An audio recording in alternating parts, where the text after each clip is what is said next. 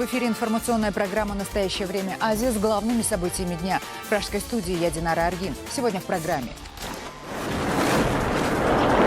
Метели в главаре ИГИЛ попали в госпиталь. 13 убитых, десятки раненых. Франс Пресс сообщает о новых успехах российской авиации в Сирии. Нурсултан Назарбаев неожиданно для себя обнаружил катастрофический кризис в экономике Казахстана и рассказал об этом своему премьеру. Для граждан страны это давно не секрет. Страхом уже думаешь о будущем и экономишь на всем. Буддийского ламу выдворили из России. ФСБ посчитал его угрозой для безопасности страны. Но какой именно угрозой, говорить не хотят. Я не испытывал расстройства или печали. Я подумал, что кто-то совершил ошибку, возможно, из зависти или соперничества. Жизнь в искусстве ниже черты бедности. Звезды балета в Кыргызстане едва сводят концы с концами, но уезжать из страны отказываются. Даже у нас 100 баксов даже нету зарплаты. Очередное трагическое известие из Сирии. Как сообщает Франс Пресс со ссылкой на сирийских правозащитников, российская авиация нанесла удар по полевому госпиталю в городе Сармин в провинции Идлиб. Погибли 13 человек, включая медиков, и десятки раненых. Это произошло на территории подконтрольной сирийской свободной армии. Госпиталем руководит сирийско-американское медицинское общество. Среди убитых и раненых есть дети. Возможно, на этих кадрах Рейтер запечатлен именно этот авиаудар. Сотрудники госпиталя не смогли точно сказать, были ли это именно российские самолеты. Однако известно, что в этот день российская авиация поразила 83 цели на территории Сирии. Минобороны России заявила о нанесении удара именно по городу Сармин, где, по мнению российских военных, в тот момент собрались на переговоры главари террористических групп. Вы видите кадры, которые распространяет Министерство обороны России. Командование российских ВВС сообщает, что операция по уничтожению главарей террористических групп тщательно готовилась. При помощи беспилотных аппаратов было обнаружено место переговоров лидеров местных отрядов Аль-Нусры и ИГИЛ, которых уничтожили одним точечным ударом. Правозащитники допускают, что этот удар был нанесен по госпиталю. Сразу же после появления информации о бомбардировке госпиталя, российское командование выступило с заявлением о том, что исламисты объединяются в единый фронт. Между тем, журналисты агентства Рейтер, проанализировав данные, фотоснимки и видео российского Минобороны и сравнив их с реальным расположением разных противоборствующих группировок в Сирии, пришли к выводу, что 80% авиаударов наносятся не по боевикам ИГИЛ. Средствами радиоразведки перехвачена информация о начале переговоров командиров нескольких крупных отрядов террористической группировки Джабгат аль-Нусра с командирами террористической организации ИГИЛ об объединении сил для сдерживания наступления сирийских правительственных войск. Тем временем пиар-служба российских ВВС распространяет в российских медиа и соцсетях высокопрофессиональную съемку авиабазы в Латакии, на которой базируется основная российская авиагруппировка. Это видео называется «Будни истребительной авиации на авиабазе Хмейним».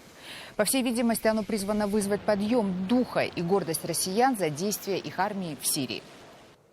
Представители США в очередной раз выразили свое несогласие с военной политикой России в Сирии и заявили, что реальной целью России является только сохранение Башара Асада у власти. С самого начала нас беспокоило то, что действия России в Сирии могут только придать Асаду смелости и обеспечить его возможность удержать власть как можно дольше за счет убийств невинных граждан Сирии. Российские бомбардировки и обострение ситуации в Сирии вызвали новую волну исхода беженцев из страны. Десятки тысяч людей снова в ужасе бегут в Европу. На границе между Сербией и Хорватией в невыносимых условиях в лагерях сейчас находятся тысячи беженцев. И с каждым часом их количество увеличивается. Представители ООН сообщают, что только за одни сутки в один лагерь прибывает более 4500 человек. Ситуация обостряется тем, что по ночам стоят холода и туман. По прогнозам ООН, в ближайшие дни число беженцев может увеличиться в разы. И тогда помощи на всех не хватит. С 15 тысячами мигрантов мы бы уже точно не справились. Но если их по-прежнему будет 4-4,5 тысячи человек в день, мы можем справиться с таким количеством. Мы можем предоставить им хотя бы какой-то минимум, чтобы они могли здесь провести ночь. Вы видите, что многие из беженцев держат в руках портреты германского канцлера Ангелы Меркель. И мысль о том, что они могут попасть в Германию, которую большинство беженцев считает землей обетованной, помогает им справиться с тяжелейшими условиями их похода. Сирийские беженцы поют на арабском языке. «Германия, Меркель, мы тебя любим, мы любим вас, Германия, мы любим вас, Меркель». Да, очень холодно, мы сильно мерзнем. Плохая погода, холод, но он нам помогает. Они предлагают нам одеяло, еду, воду, еще много чего. Мы им очень благодарны. Сейчас мы ждем, пока откроются ворота, чтобы продолжить наш путь в Германию. Балканские страны делают все возможное, чтобы беженцы транзитом прошли через их территорию дальше в страны Западной Европы. Словения и Венгрия активно используют армию в решении этого вопроса. Между тем, в России, которая официально называет себя защитником сирийского народа, беженцы из Сирии сталкиваются с неразрешимыми проблемами. Бюрократическая система не позволяет беженцам вести нормальную жизнь. С подробностями Беата Бубинец. По-русски разговариваешь? Чуть-чуть. А буквы знаешь русский? Да. Знаешь, да? Прочитать можешь. 11-летняя Ариш успела закончить 4 класс в родном Алеппо, когда ей и ее семье пришлось бежать оттуда из-за войны. Убежище она обрела в подмосковном Ногинске, где за последние 3 года научилась говорить по-русски. До недавнего времени в Ногинске работала негосударственная школа, организованная при поддержке Комитета «Гражданское содействие», где детей сирийских беженцев обучали русскому языку и помогали адаптироваться к жизни в новой стране. Но в августе российские власти эту школу закрыли, и теперь дети остались без доступа к образованию. Ну, человек как будет? Человек, если он не учится. Надо учиться. Самое главное в жизни учиться. Правильно? Чтобы помочь детям устроиться в школу и получить гарантированное им российским законом право на образование, активисты гражданского содействия отправились в одну из ногинских школ в сопровождении адвоката. По словам директора, детей сирийских беженцев она принять в свою школу готова, но мест на всех нет.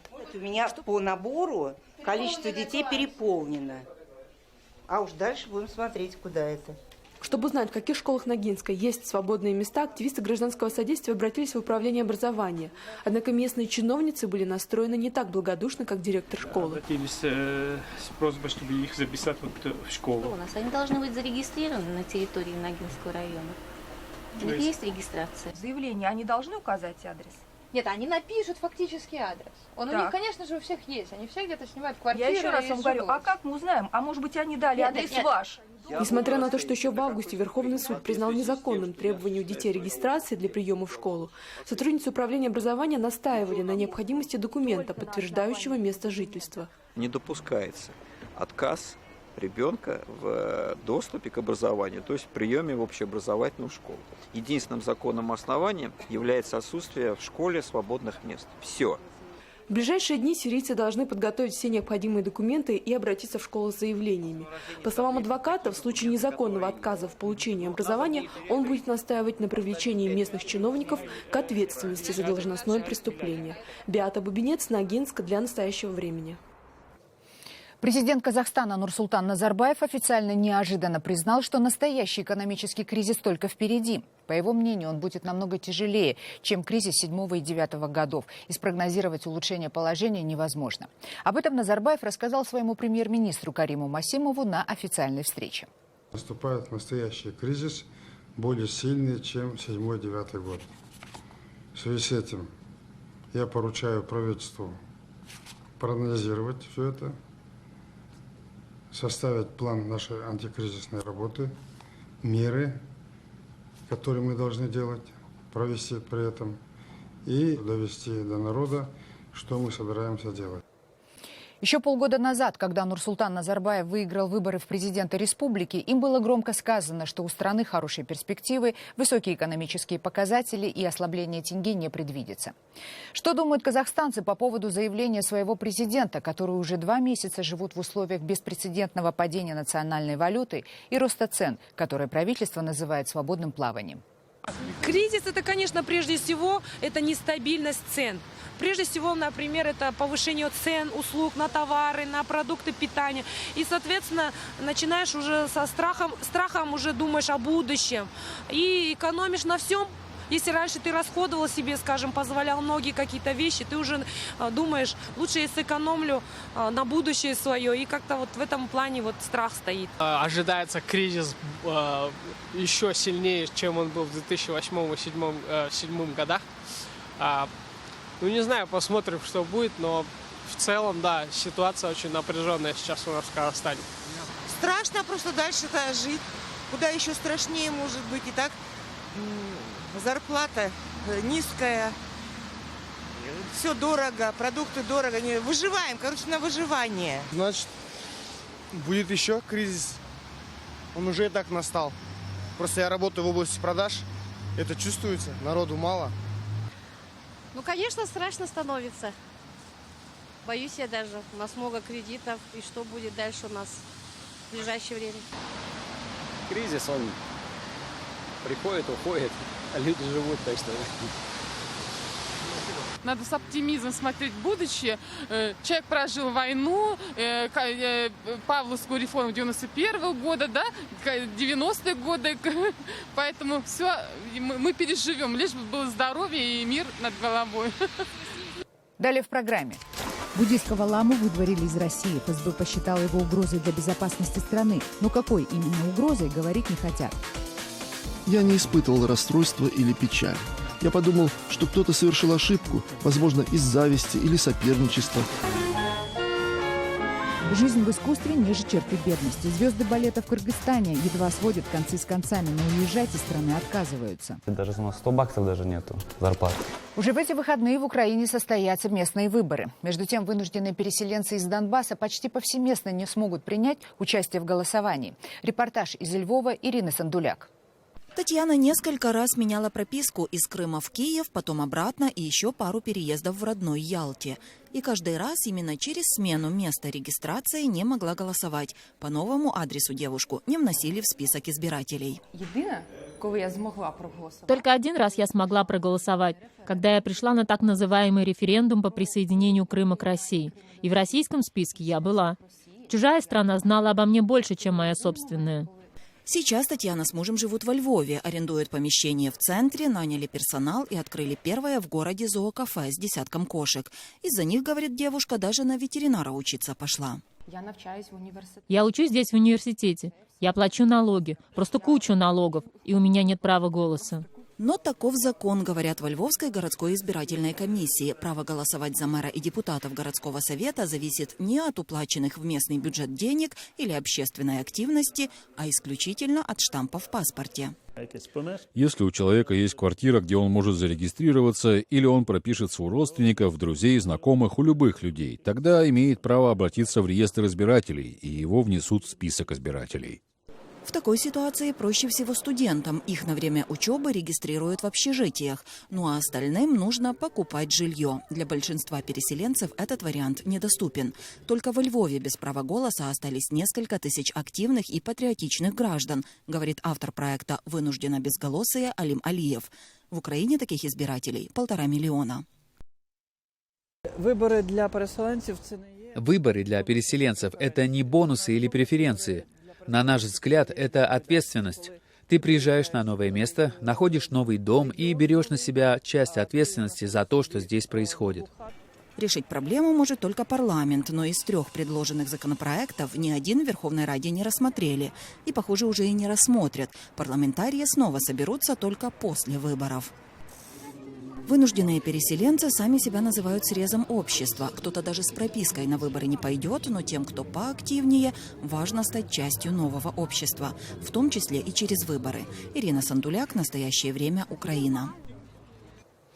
В зоне боевых действий на Донбассе снизился поток контрабанды. Об этом говорят сами бойцы, подозревая, что виной тому недавняя гибель мобильной группы и, как следствие, шумиха в прессе. Чтобы не привлекать внимание, контрабандисты пересели на легковые автомобили, но ездить не перестали. Что возят контрабандисты и ради какой суммы украинские военные готовы пропускать незаконный груз, узнавала наш корреспондент Ольга Калиниченко. С этой стороны стояла мина МОН-90. Это место гибели волонтеров, которые расследовали контрабандные тропы в зоне боевых действий. Их машина подорвалась на управляемом мини-МОН. В результате погибли 2 человека. За расследование взялась военная прокуратура. Следователи подозревают, что к гибели причастны бойцы 92-й бригады ВСУ, возможно, покрывающие контрабанду. Сами бойцы называют это бредом и говорят, через 3 их переправы на ту сторону проехать просто невозможно. Ну, вы сами видите, что здесь невозможно проехать никакой фуре. Тут легче всего пройти пешком, да? Тем более на себе перенести груз невозможно. Нелегальный провоз товаров в самопровозглашенную ЛНР все же есть. Этот факт подтверждает один из демобилизованных бойцов ВСУ, который лично участвовал в задержании контрабандистов и на условиях анонимности согласился с нами поговорить. По его словам, после гибели волонтеров и пристального внимания прокуратуры к данному вопросу объемы перевозок значительно снизились, но до конца не исчезли. Контрабандисты пересели на негабаритные машины. Перевозят в основном водку, вино и куриная окорочка. Приблизительно цена была около 2-4 гривен за килограмм. То есть, если здесь окорочка стоит 25 гривен, то там они стоят около 75. Вот навар оставался у тех, кто пропускает этот груз. Неизвестен случай, когда была задержана машина с группой лиц, которые ехали в обход всех блокпостов и пытались проехать на ту сторону. Люди имели луганскую прописку. Раз люди пытались туда проехать, значит, они имели какой-то маршрут движения. Значит, соответственно, есть маршрут движения с той стороны. Сегодня туда везется груз кабачков, а в обратном направлении везется груз тротила. Официально такие перемещения через линию разграничения контрабанды не считаются. Согласно букве закона, контрабанда – это пересечение только государственной границы, а таковой в зоне боевых действий нет. На данный момент следователи СБУ расследуют 9 таких уголовных производств. Еще 6 на расследовании в военной прокуратуре, 2 из которых уже рассмотрел суд. В результате 3 военнослужащих получили реальный срок. Ольга Калинченко, Илья Никонов. Настоящее время. Луганская область. В России ФСБ, похоже, нашла экстремистов и террористов среди представителей буддизма. Буддийского ламу Шивалха Ринпоче высылают из России. Лама безвыездно жил там с 2004 года. Вместе с ним из страны выдворяют и его помощника. За что, пока совершенно не ясно. Поздний вечер, центр Москвы. Буддийский лама Шивалха Ринпоче покидает офис своего адвоката. Здравствуйте. В конце сентября тувинская ФСБ заявила о нежелательности пребывания Ринпоче на территории России, причем не объясняя причины. Я знаю, что я прав. Я не совершал никаких правонарушений. В течение этих 10 лет я старался принести больше блага тем людям, которые обращались ко мне. Я учил их смотреть на мир более радостно, открывать доброе сердце и дарить любовь. О том, почему высылают Ринпоче, гадают и его последователи, и его адвокат. Знаете, на данный момент у нас существует абсолютно информационный вакуум. Вот как юрист, который практикует по этому роду дел и имеет довольно обширную практику, я нахожусь в своего рода изумлении, если можно так это назвать, потому что человека более далекого от мирской суеты, человека настолько менее связанного со всеми нашими, да любыми событиями, будь то политические, социально, экономические, чем Шивалха Ринпоче, представить сложно. В Россию Ринпоче приехал еще в 2004-м. С 2008-го он жил здесь по полгода. Учениями и обрядами его график был забит до предела. На этих кадрах, к примеру, празднование дня рождения Будды, примерно 6 месяцев назад. В конце сентября учение резко пришлось свернуть. О чем вы подумали в первую очередь, когда получили это решение? Я не испытывал расстройства или печали. Я подумал, что кто-то совершил ошибку, возможно, из зависти или соперничества. Может быть, была еще какая-то причина для такого решения. И вот аэропорт Шереметьево. Регистрация на рейс Москва-Дели. На самолет Ринпоче провожает с десяток учеников и последователей. И, как правило, он там, постоянно принимает, выезжает иногда в регионы, насколько я знаю. Там помощь еще оказывает, там дает учения. То есть в Туве у него колоссальная работа. Не желая участвовать в судах и разбирательствах с ФСБ, Ринпоче улетает в родной монастырь. Учить миру, любви и доброте он будет уже в Индии. Илья Кизиров, Алексей Языков, Радио Свобода, Москва. Единственный оппозиционный депутат Российской Государственной Думы Дмитрий Гудков дал интервью корреспонденту нашей программы Вадиму Кондакову о том, как живет Дума, низведенная до роли карманного парламента, о недовольстве внутри лояльных партий и о том, что собирается делать внесистемная оппозиция, к которой относит себя Дмитрий Гудков. Я думаю, что в авторитарной стране любой никогда оппозиция не может быть готова к выборам. Потому что здесь дело даже не в расколе, а дело в том, что для успешного участия в выборах нужны медийные, финансовые, организационные ресурсы. Сегодня мы прекрасно понимаем, что в ситуации, где нет раскола элит, найти финансовый ресурс крайне сложно. Тем более, что у нас бизнес боится вообще там финансировать у каких-то там оппонентов, уже не говоря там о какой-то серьезной оппозиции. Полную версию интервью смотрите на сайте программы currenttime.tv. В Кыргызстане артисты балета живут ниже прожиточного минимума. Но об этом они стесняются говорить. И, несмотря на разные предложения из других стран, уезжать отказываются. Монологи скромных, но патриотичных артистов балета в материале Джибек Бегалиевой. Такого, как в кино показывают, что поклонники встречают с цветами, хлопают, такого у нас нет. Ну, это мама, родственники на сцену выносят после окончания спектакля. Стараюсь выкладываться на все 100.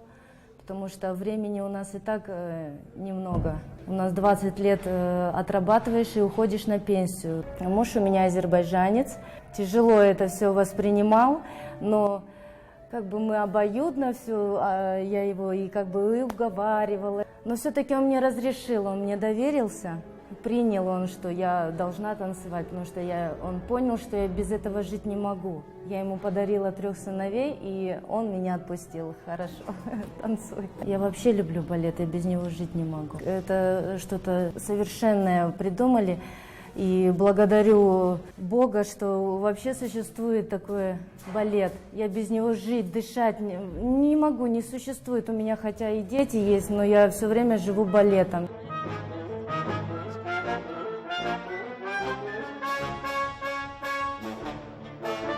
Мне в балет отдал дядя. Он был тоже бывший артист балета. Я вот недавно только приехал сюда. Я 5 лет работал за границей. В Испании работал, в Корее работал, в Москве работал, в Англии работал. Но если ты говоришь артист балета, они сразу говорят: вау, круто. А здесь ты говоришь артист балета, что? Ну, с менталитет другой не уважают. Я кайфую от этой профессии. И как там, жалко, что нам платят, даже у нас $100 даже нету зарплаты. Да, я стараюсь, конечно, не думать, что у нас пол очень плохой, не балетный. Амортизации нет, линолеум порванный, линолеум кухонный вообще, это не балетный линолеум наш. В зале холодно, не говорю, что раздевалки, что в душе. Не знаю, это все убивает. Только к отношению моей любимой профессии я начинаю забывать эти детали. Может быть, я в будущем стану педагогом, хорошим, надеюсь.